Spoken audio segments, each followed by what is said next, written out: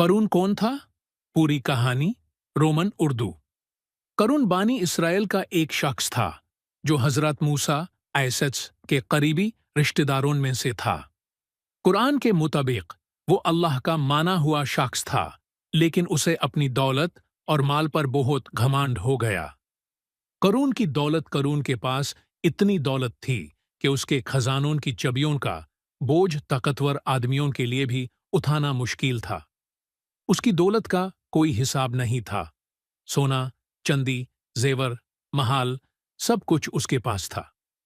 कुरान में फरमाया गया, उसके खजानों की चाबियों का बोझ भी मजबूत लोगों के लिए भारी था। सूरह अल-क़सस आयत 76। घमंड और नाशुक्री लोग उसे कहते थे कि अल्लाह का शुक्र अदा करो, गरीबों की मदद करो और अपनी दौलत का घमंड ना करो। मगर करून कहता था, मुझे ये सब इल्म की वजह से मिला है जो मेरे पास है, यानी मैंने अपनी अकाल और मेहनत से सब कुछ कमाया है। उसने ये तस्लीम करने से इनकार कर दिया कि यह दौलत अल्लाह की तरफ से है। अल्लाह का अजाब, फिर अल्लाह ने करून और उसकी दौलत जमीन में दफन कर दी। कुरान के मुताबिक फिर हमने उसे और उसके घर को जमीन में धंसा दिया।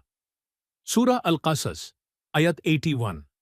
लोग जो पहले उसकी दौलत से हसरत करते थे, उसका अंजम देख कर कहने लगे, काश अल्लाह ने हम पर मेहरबानी ना की होती तो हम भी उसके साथ जमीन में धंस जाते। इबरात की बात करून की कहानी से यह सबक मिलता है, दौलत पर घमंड ना करो, अल्लाह का शुक्र अदा करो, दौलत को गरीबों की मदद में लगाओ, अपनी कामयाबी का क्रेडिट सिर्फ खुद को ना दो।